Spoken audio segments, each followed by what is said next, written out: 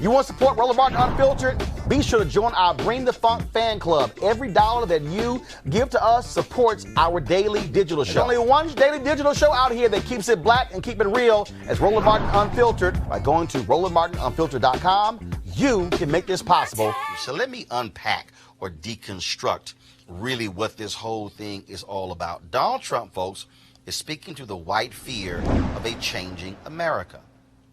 Ocasio-Cortez, Ayanna Pressley, Rashida Tlaib, and Ilhan Omar, they represent the future makeup of America.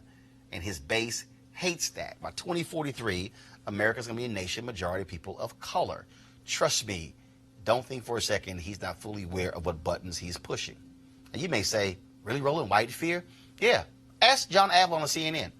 He and I were talking one day before we went on the air one day, and we were off to the side, and I said, John, we are about, this was the election of Obama after he was inaugurated.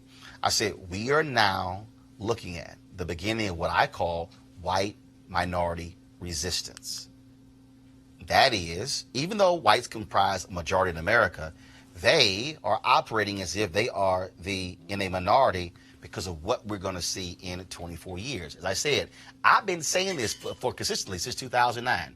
Said it on CNN, said it on TV One, said it on the Tom Joyner Morning Show, on MSNBC, ABC. I would say it on Fox News, but they won't call a brother like me, likely because they know exactly how I roll. And frankly, it's time for white journalists and white media executives to wake up.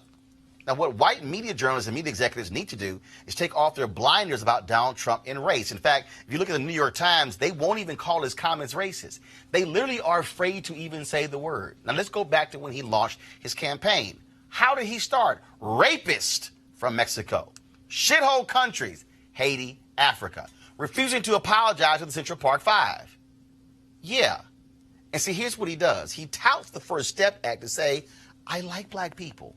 The reality is, Donald Trump has a white nationalist view.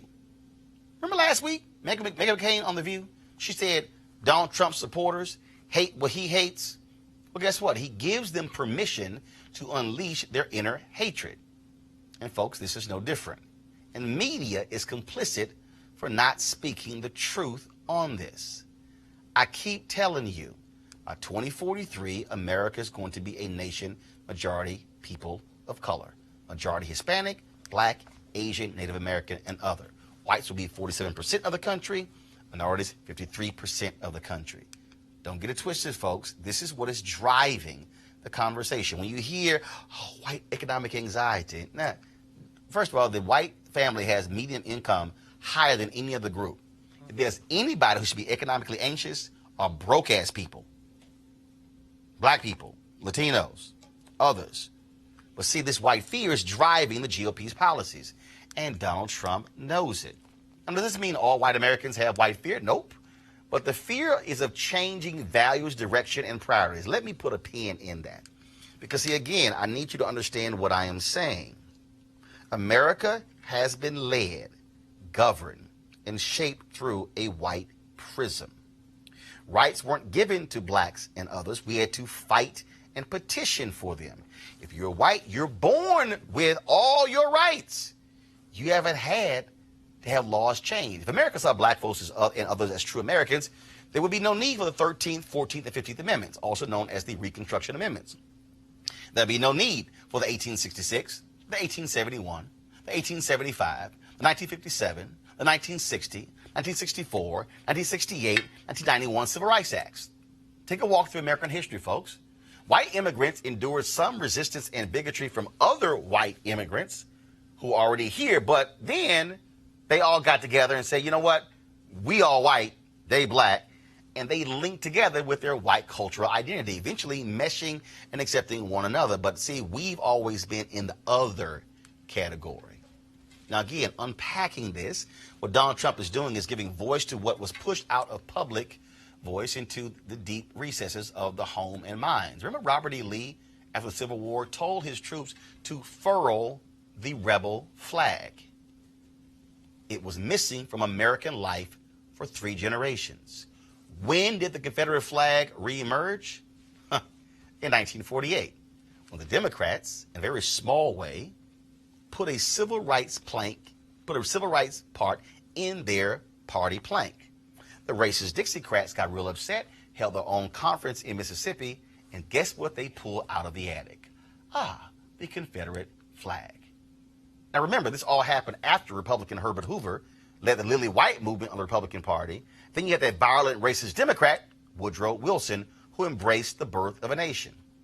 The history of America can be marked based on white fear and attacks on people of color. And what is typically the driving force? Culture and economics. Guess what's always used as an excuse? Crime. Portray minorities as stains on American due to crime. Just check Donald Trump's tweet. Pull the tweet up, please. What did he reference?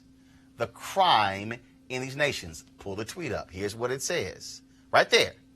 Okay? Worst, most corrupt, and end up anywhere in the world. Next. Come on, next. Right there. Why don't they go back and help fix the totally broken and crime-infested places from which they came? What Donald Trump is saying is code. What he is saying is these others, they are criminals. And that's where you come from. That's what he was trying to say there. Folks, this racism formed the basis of his presidential run. But here's the key. This is nothing more than his 2020 re-election plan. What did he say in 2016? Only I can fix this. The same racist playbook Nixon ran on in 1968. Oh, Nixon tossed the black folks an economic bone. That's what James Brown stood with Nixon. Trump today touts the black unemployment rate as his racist cover for white fear. Folks, as we stand here to fully explain Donald Trump's worldview and playing to white fear, I think of this scene. How many of y'all remember the movie The Good Shepherd, starring Matt Damon, Joe Pesci? In The Good Shepherd, Matt Damon plays an early CIA officer, and he seeks the help from Italian mobster Joe Pesci. Now, they don't like each other, but they need each other because they have a common enemy. If you want to understand white fear in America, if you want to understand Donald Trump's go back tweet, if you want to understand the history of America in terms of whites seeing everyone else as others, watch this. Let me ask you something. We Italians, we got our families and we got the church. The Irish, they have the homeland. The Jews, their tradition. Even the niggers, they got their music. What about you people, Mr. Carlson? What do you have? The United States of America. The rest of you are just visiting. That 29-second scene explains white America and the rest of us. And the fear is that we're no longer just visiting. Folks, it's time white journalists woke up the hell up, because trust me, this ain't going away. This is going to survive Trump. This is going to continue far past 2043. And folks need to understand exactly what is going on in this nation.